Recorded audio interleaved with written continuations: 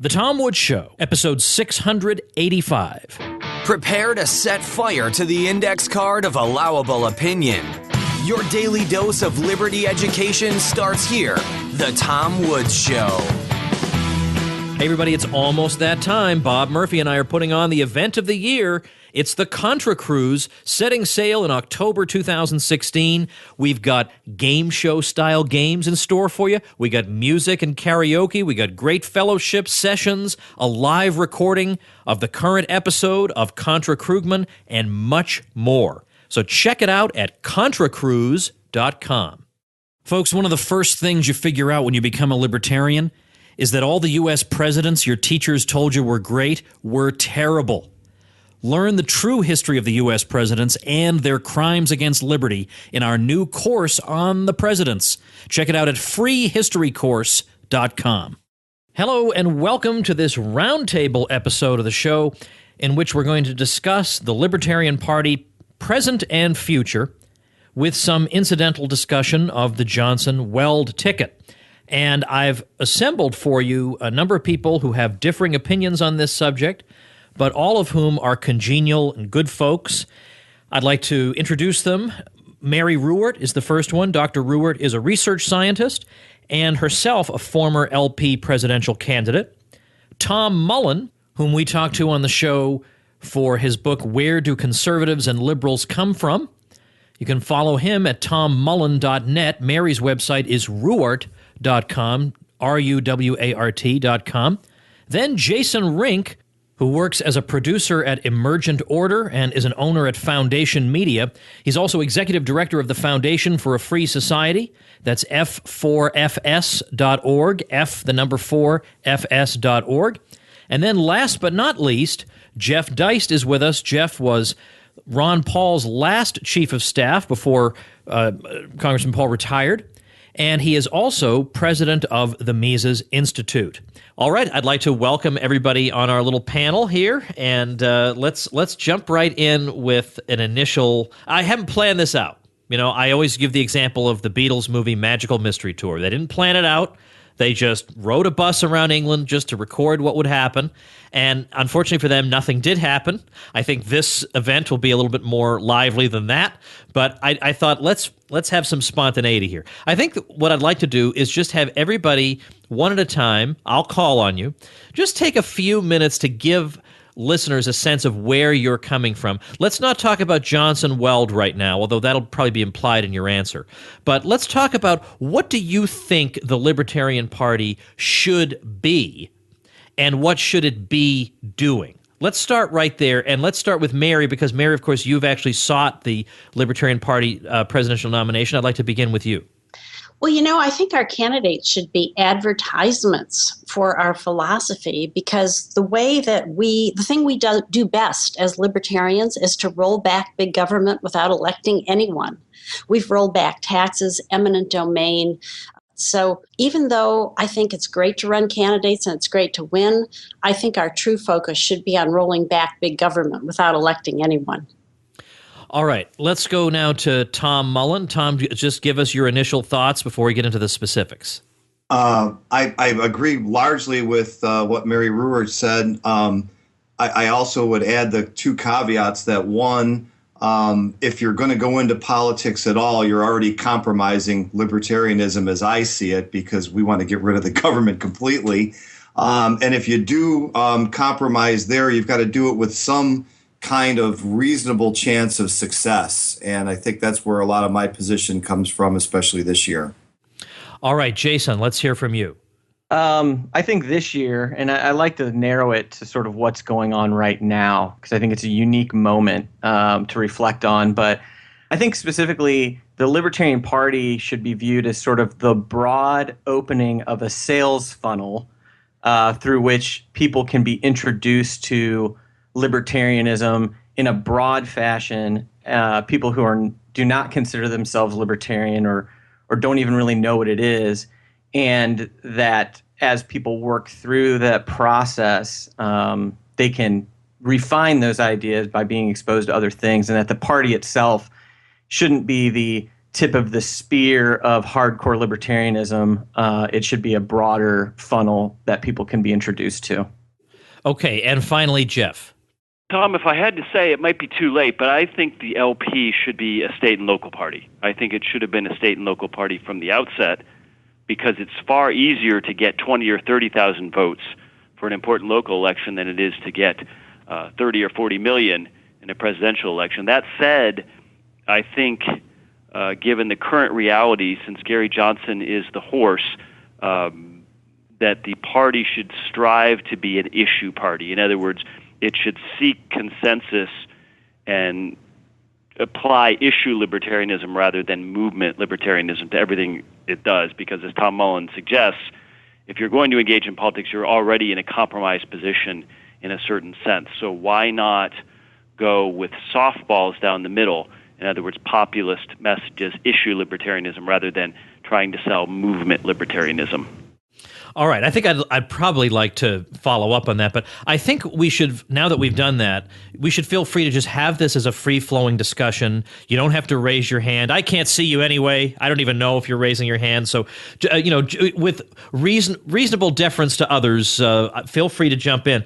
Here's the thing that, I mean, I've made my own opinion clear on certainly on the current candidates, and I've done that in a couple of episodes, and implicitly in a speech I gave at the convention this year to a luncheon crowd, much of which I think already agreed with me. Unfortunately, I agree with Mary about what our candidates should be like, and people say that I'm just being a perfectionist in my criticisms of Gary Johnson. It's not that I'm a perfectionist. I'd take somebody who just is a good communicator of the message, and I find him very much a lightweight. I find him like he's in over his head on so many issues, and he shows no curiosity about them, to become better, to learn more, to say what he's reading. He can't even tell me the book he read that made him become a libertarian. I don't think I'm asking a whole lot when I say that. When I say that I want him to be a consistent libertarian who can articulate the message effectively. But on the other hand, and here's what I want people to talk about.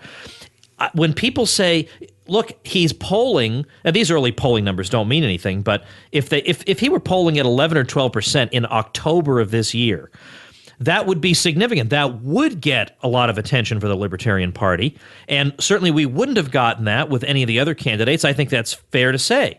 So isn't that at least something? Isn't there something to Jason's point that even if Johnson doesn't fully sell you on 100-octane libertarianism, you get into it through him, and then you mingle at the Libertarian Party, and you start discovering other things, and you read Mary Ruwart, you read Murray Rothbard, and before you know it, you're a goner. There is something to that I find it hard to shake. At the same time, what concerns me is that what kind of Libertarian Party are people going to find once they join it through Gary Johnson? I'm afraid they're going to find a bunch of Bill Weld people, which is not that inspiring. Tom, I think you make a great point there. And I just want to say I'm honored to be on this panel. I feel like I'm, these are great thinkers that are sitting around here that I'm talking to right now. And I feel like I have a real outsider's perspective in a lot of ways, just because I came into this thing through the Ron Paul movement. So I'm one of the younger libertarians probably sitting at this table. And I think that one point we should consider is that I don't think the Libertarian Party was ready for this moment that was presented to them. Number one, Wayne Allen Root was a VP candidate in 2008, and he's like the most vocal proponent of Trump right now on the internet.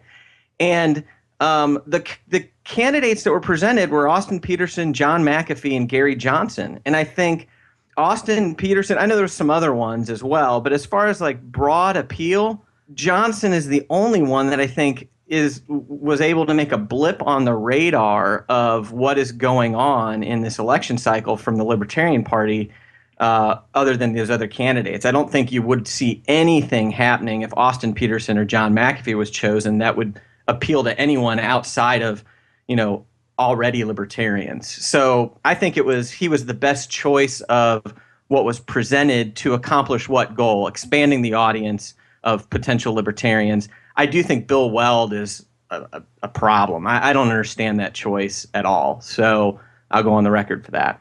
Oh, and by the way, I do understand the choice. I understand that it's an open secret that it's because they think he can raise money. That's what it boils down to.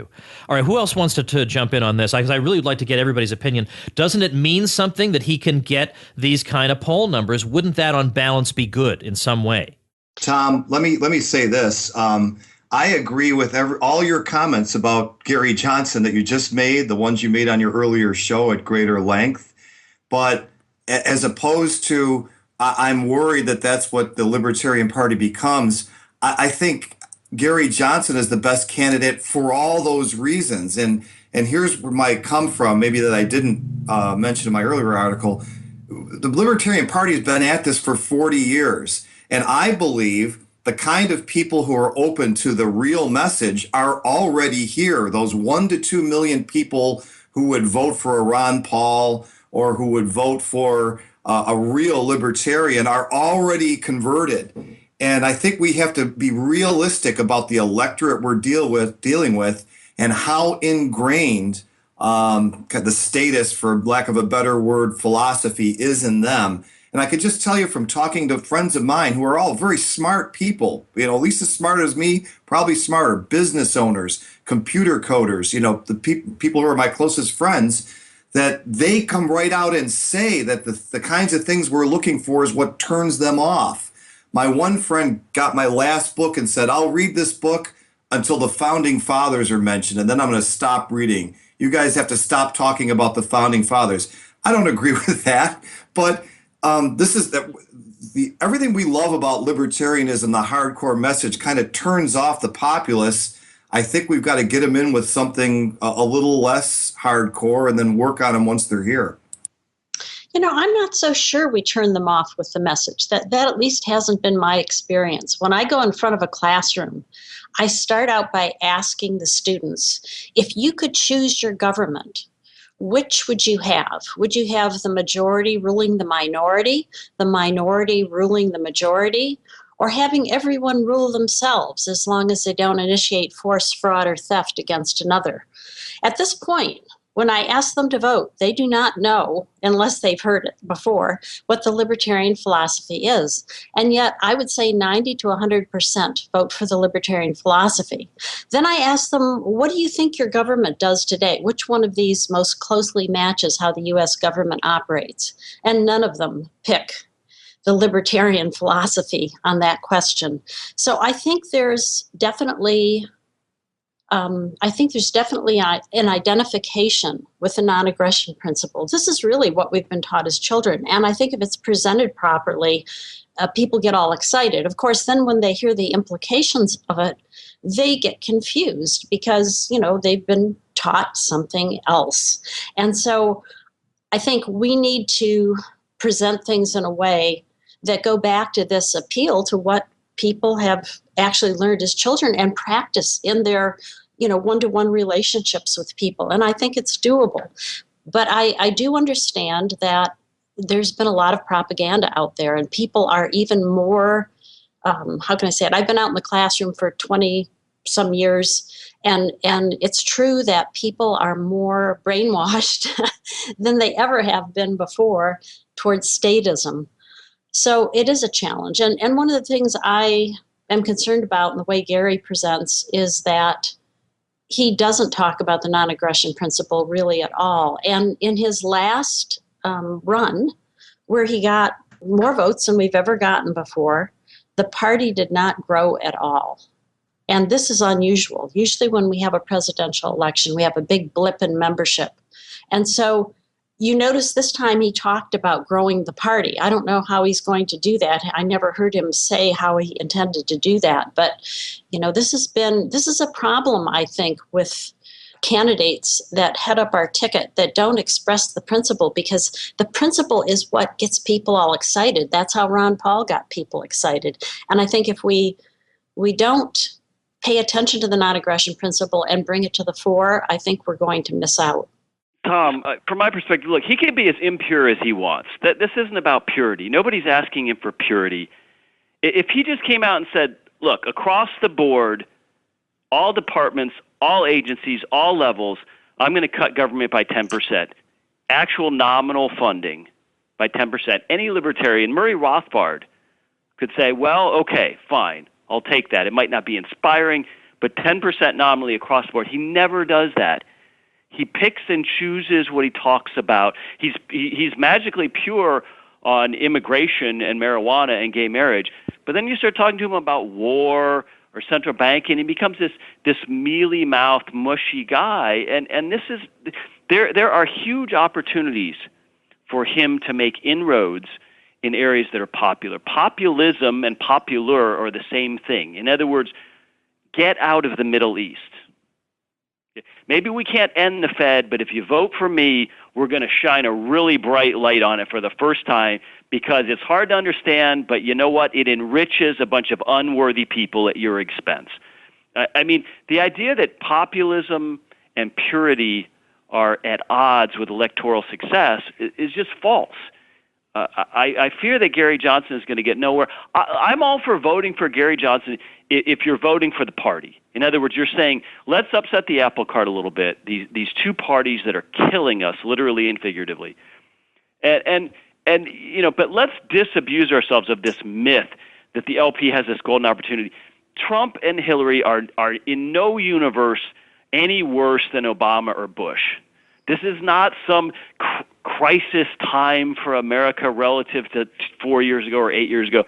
Trump and Hillary are just more of the same. They're not necessarily better or worse. Depends on the issue. So, you know, to say that, well, we have to water things down because we've been given this historic opportunity. Really, there's the only difference is that social media has intensified over 4 years ago, and the number of online media outlets have intensified. That's the real opportunity, is that there's fewer gatekeepers and more voices. But I absolutely disagree that we're the bad guys because we're calling for purity, and gee whiz, he has to go in there and actually win some votes. I think the milquetoast approach wins you fewer votes. I really do. All right, but what about this? I mean, if you had somebody who was ideologically pure, then that person would be peppered with questions like, so, and by the way, any one of these answers is defensible, but in front of an American public, 95% of which was educated in the government's own schools, one of these is deadly. More than one makes you just completely laughable and a joke. If somebody said, okay, let's see, Mr. Libertarian, you're trying to be so populist and you're trying to be against war and stuff. Let's get to your real views. I mean, you're against public schooling. You think roads should be built privately. You think we should have private armies and anarcho-capitalism. And you don't think the U.S. should have been in World War II. So aren't you just some crazy freak? Isn't that, Jeff, isn't that what would happen with somebody who had any common sense? He would be flooded with questions that are indeed answerable, but they're not answerable to people who watch TV all day and just trust what their 7th grade textbook taught them. And that's the American public, I'm sorry to say. Well, that's probably true, and that's probably why even a milquetoast libertarian is not going to win a national election at this point with this populace. But, you know, let me Ron say something. Paul, I'm sorry. I mean, ahead, Ron Jeff. Paul was more or less that way, and an awful lot of people listened to him. Let me say something about Ron Paul and also the opportunity.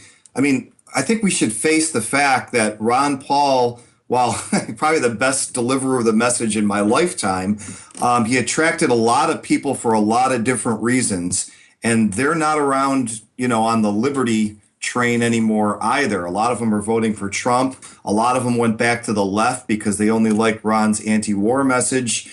So, you know, the battle is uphill.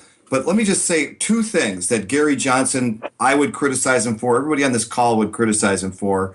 Number one, he was criticized at the convention because he was wishy-washy of the bake the cake issue, that he would enforce civil rights based legislation that would force somebody to work for somebody else. Any candidate who goes the other way on that is going to be dismissed just on that answer. And you might as well, why run a campaign then? If you want to, you know, preach the message, open a think tank. So it's actually better that he doesn't give the right answer there because he does give a lot of other right answers. And at least we get people to hear that. Now, as to the opportunity, my comment is this. No, it's not that Trump and Hillary are any worse than Obama or Bush. I agree with that. But they are more disliked, and they're more disliked even by people within their own parties. And I think either one could end up being somebody who could have a lot of cast outs like LBJ did in the 60s. And I think we have an opportunity to grab those people and just get them in the corral. We need to get them in the stadium. We can help them find their seats once they're in. But breaking that idea that it's got to be a Democrat or a Republican, that's the number one thing. And then after that, other things can follow.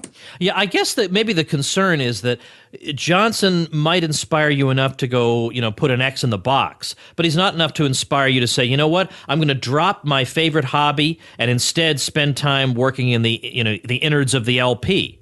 And that goes to Mary's comment that he didn't grow the party at all last time.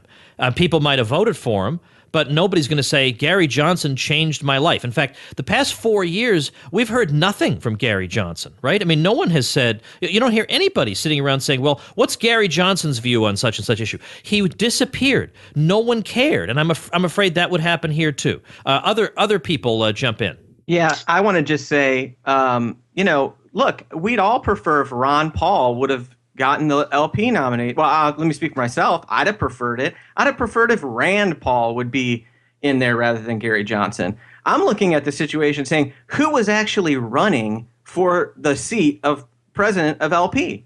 And that's why I say the LP wasn't ready for this moment.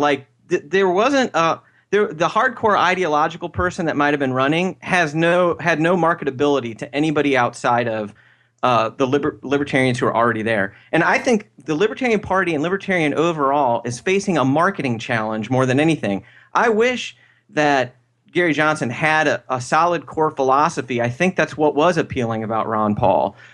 He had a core philosophy that backed up what he believed about things. And I don't think Johnson has that. But I also think we need to recognize the voting public is not consistent in their thinking about how they believe and embrace issues. They don't think that way. And so the fact that the public thinks that this is an emergency situation with Hillary and Trump and think that they're far worse than anybody who's ever existed, that may not be true from a consistency standpoint. I agree. But that's not how people think. And so what we need to ask ourselves is, how do we seize on this moment from a marketing standpoint by which we can get people to start drinking from the libertarian trough? And I liken something to this. If I was talking to somebody who'd never had a beer before, and I was like, oh, let's go drink a beer. I'm going to go get a Dogfish Head 90-minute IPA for you to drink. They would possibly never drink beer again, even though I think that's the finer of the beer than a watered-down lager. I may introduce them to a watered-down lager to get them to understand what beer is like, then start to open them up to some other options within the beer drinking community and say, that lager is a beer, technically, but here's where the real beers are. Let's try some stouts and let's try some IPAs and those sorts of things. And so I think from a marketing standpoint and from an introductory standpoint, I don't think having somebody less than ideal is a bad thing. I do want to say, I think not having a core philosophy at the center of what you believe is what the problem is that I think Johnson has that I have trouble with. But compared to the candidates that actually had a chance to get the nomination, I think he was the best one to choose from the marketing standpoint. Yeah, let me jump in on that one because I'd really like to get Mary's view. Mary, if you're comfortable talking about this, I'd be curious to know what you thought of any of the other candidates, because it probably is true that if any of them had been chosen, there would be no attention paid to the Libertarian Party, whereas under Johnson, there is a lot of attention paid. Now, at the same time, it's true that, Johnson was giving away a book, it says, what is it, like something like 7 Principles of Good Government. And I thought, gosh, how tone deaf can the guy be? That's his book. He's going to give away the Libertarian Convention. He's still talking about good government. What's the matter with this guy? But it's always very, the government solutions, sometimes they don't work, sort of thing. And yet at the same time, I know that probably appeals to people more than the government is a bunch of bloodsuckers who care about nothing other than themselves. That's a separate question. Mary, what was I know that, or I don't want to say I know, I suspect you were disappointed when they chose Gary Johnson, but what would you have had them do? Well, actually, in a way, I sort of agree with Jason. I philosophically, there were other candidates that I would have preferred, but as far as the top runners, I think maybe Gary was the best of them. And I say that wishing there had been even a better choice. I mean, we didn't have what I would consider the kinds of choices we've had in the past. I think we've had some better choices in the past. Gary isn't a horrible candidate. It's just, as Jason, I think, put very well, that he doesn't seem to have a core philosophy. At least if he does, he doesn't refer to it. And that's the problem, because people look at the Libertarian Party the way they look at the other parties, which means that the positions won't always be the same because they're not really based on a philosophy. And I think the difference that the Libertarians bring to the political sector, if you will, is that we have a philosophy and it has a consistency. And this does appeal to a lot of people. And so I think it's important that we bring that, because the type of people that are pulled in by Gary Johnson will be like Gary Johnson. And if you think about this for a moment, if he is successful in bringing people in that are like himself, then we've moved kind of a step away from our philosophical roots, a step towards losing our soul, if you wish, as a party. And if we win, even if we won the presidency, if we didn't win with people who understood the philosophy, I think it's very easy in the political system and the political influence to be moved in the wrong direction. And so I think it's very important for whoever does eventually get elected as a libertarian to be pretty solid. And so that's why I wonder. And of course, Tom, I'm a scientist. So for me, I'm trying to say, okay, I'm going to look at this as an experiment. Let's see what happens. And it will be very interesting to see what happens, because my suspicion is that Gary may not bring in so many people. There has been a big influx before the convention, and hopefully these are people who are philosophically based. But I'm wondering how many people he'll actually bring in because of his run.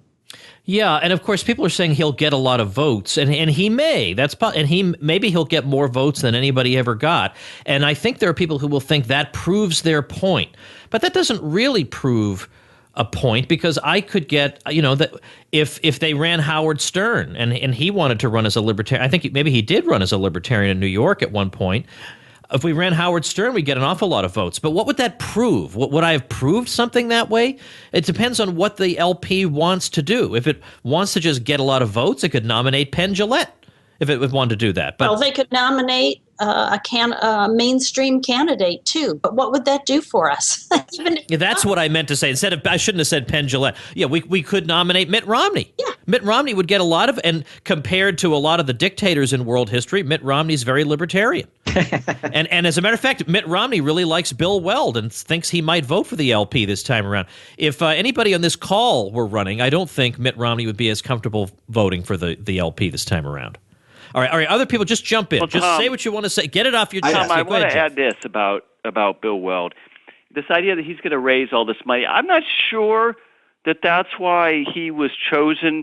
I remember when the Weld announcement was being rumored, I was thinking, gosh, he's another older white guy and a former governor. It seems odd. It seems like you'd want to bring a younger, more energetic person into the picture. But then I realized that I think that there was a lot of behind-the-scenes machinations. I think in part it was outreach towards the Koch organization and a desire to have sort of an adult in the room watching over these crazy libertarians. If he's going to raise all this money for Gary Johnson, I just wonder why that money didn't earlier flow to Rand.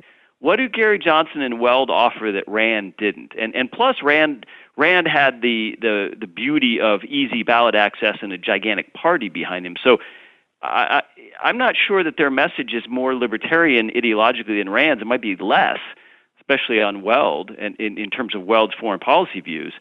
So I'm just not sure that they're going to raise, let's say, $50 million, which would at least allow them to have boots on the ground operations, offices, phone banks, mailers. You can't use PAC money for any of the day-to-day travel and organization and salaries of a campaign. You need actual campaign, FEC campaign donations. So this idea that Weld is going to bring a bunch of money, I just wonder why Rand didn't raise a bunch of money earlier. Yeah, good question. Jason, Yeah. I beg your pardon. Tom, I think you or one of you wanted to speak before. Yeah, I wanted to say, to your point about, both yours and Mary's, I think we got to, again, be realistic.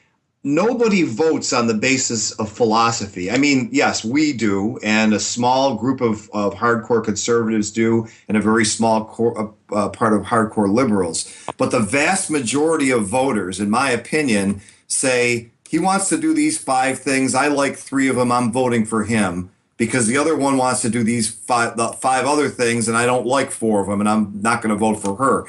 I mean, that's the way people make decisions. And not only that, they get the things that people want to do wrong. And I remind people of back in 2008 when we had high hopes for Ron Paul in New Hampshire to maybe contest for that primary. And they were doing exit interviews, and people were saying they thought John McCain was against the Iraq war.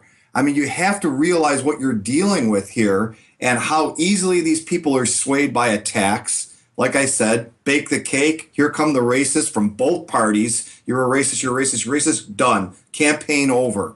So, I mean, in the realm of politics only, I think you've got to get somebody who can just, to break the idea that I'm going to vote for a Republican or a Democrat, just that would be an accomplishment. And But Tom, if that's true, if voters are that clueless, then it seems to me you need to have the strongest personality you can find, not Gary Johnson. Have McAfee.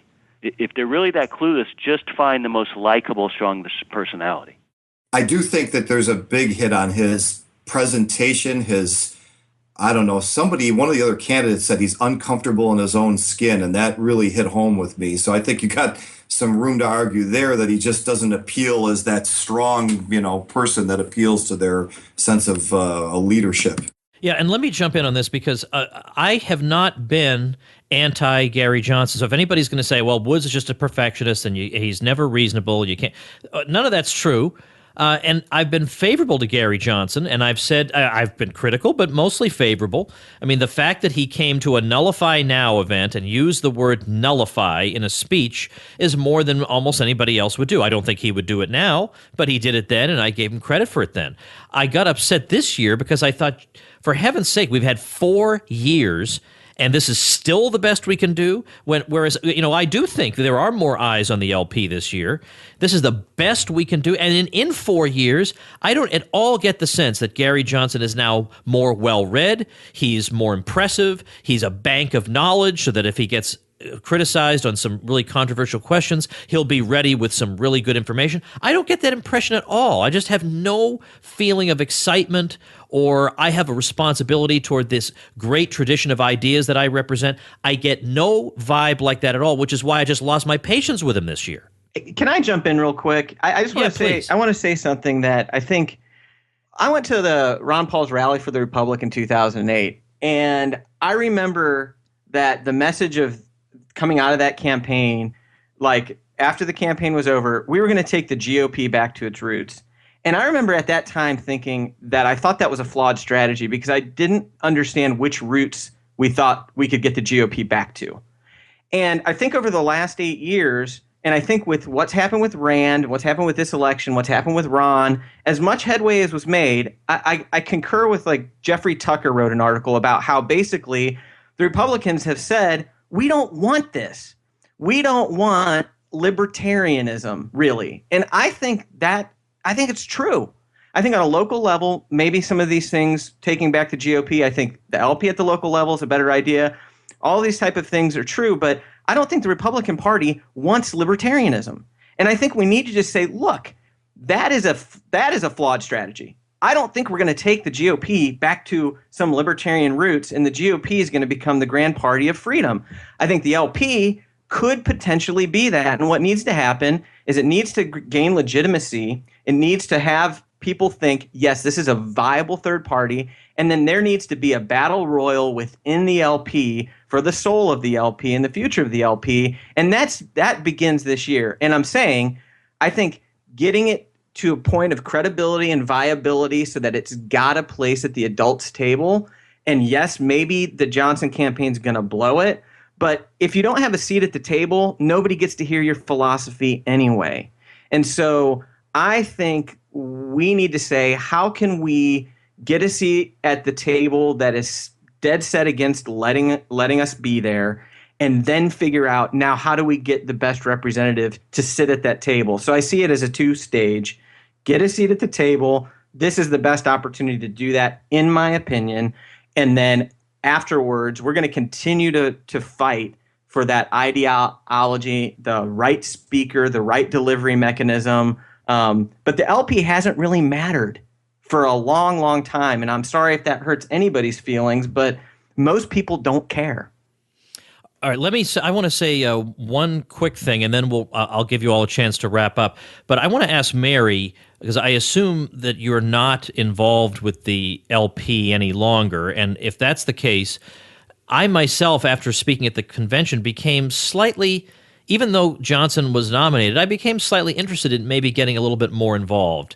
And I want to know if that's a good idea. And secondly, what would have to happen to get Mary Ruwart back involved in the LP?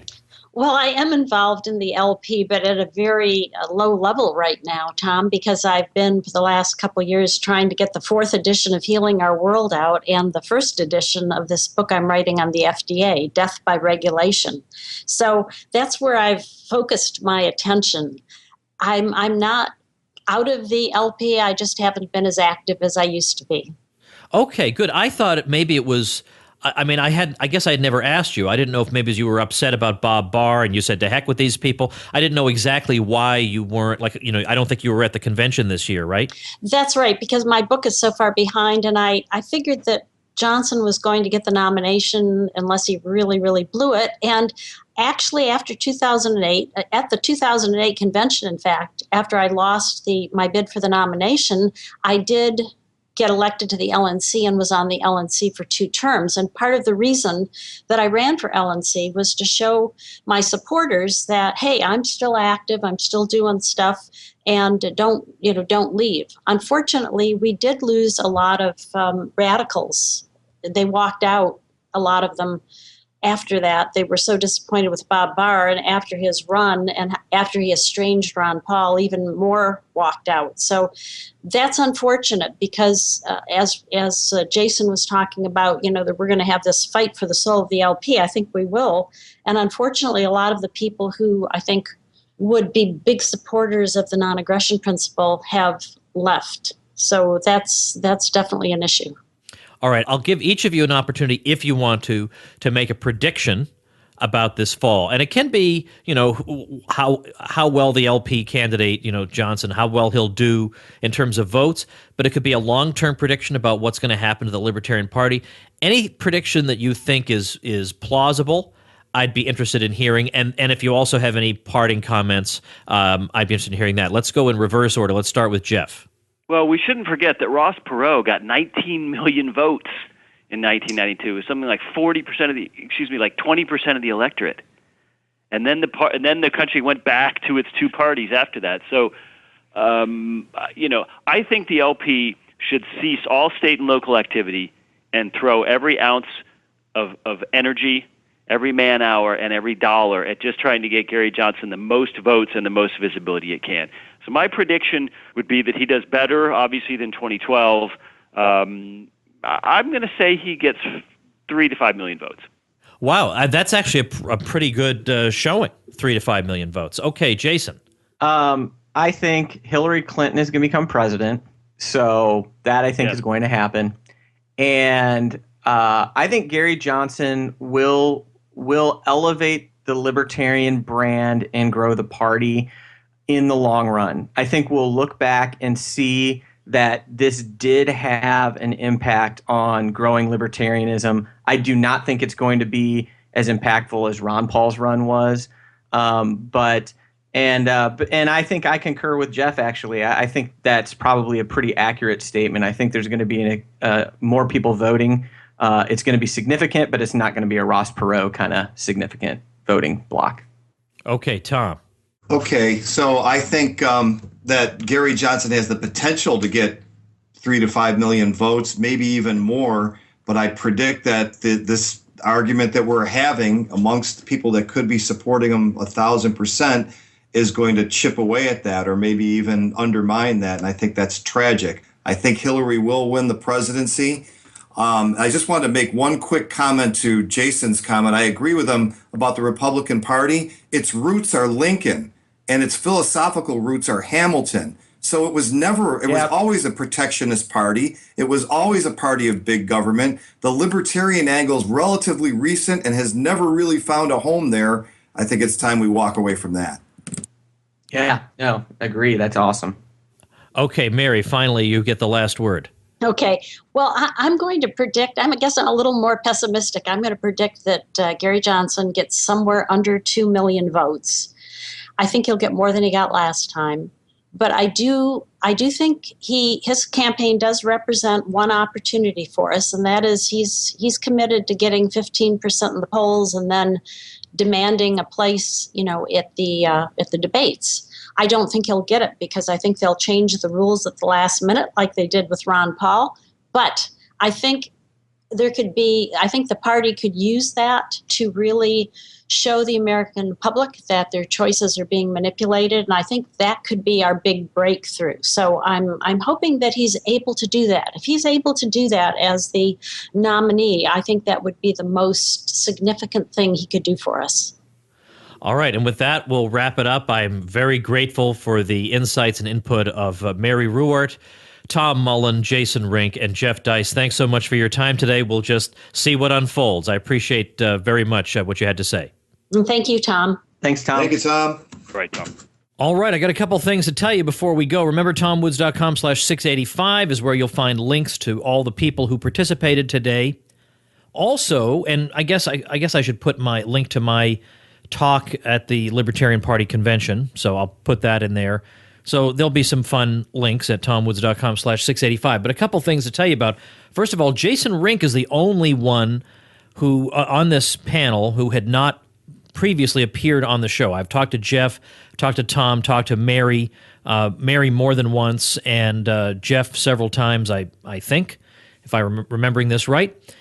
But Jason has the other unique distinction of being the one participant who is joining me on the Contra Cruise. I'm hosting a cruise with Bob Murphy. It's going to be the vacation of a lifetime. We're going to have a ton of fun this October 2016. So join Jason and me on the Contra Cruise at contracruise.com. All right. I want to tell you about a brand new site started by a listener of the show, a young listener, so it's very, very encouraging to see things like this. And the site is Millennial Liberty, and you can find it at millennialliberty.com. The creator of the site says this: I'm a millennial in my mid-20s with a liberty-based perspective.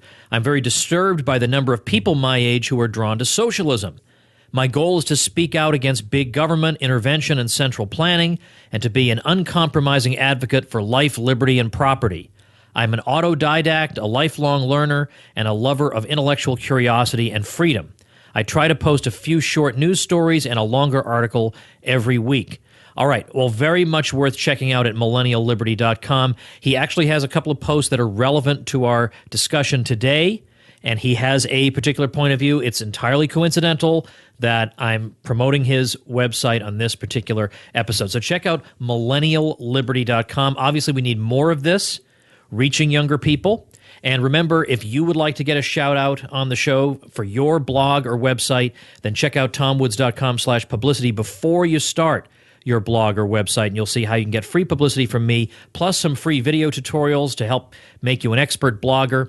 And the very fact that I also link to you on my site will help you in the search engines, because I've got a site with over 1 million backlinks on it, and that means that Google kind of cares what I think. So if I link to your site, it will give you a boost in that way as well. So if that sounds attractive and you've been meaning to start that site, then check out tomwoods.com/publicity for all these free goodies.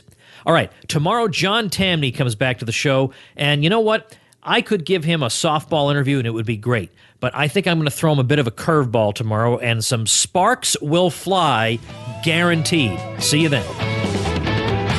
Become a smarter libertarian in just 30 minutes a day. Visit tomwoods.com to subscribe to the show for free, and we'll see you next time.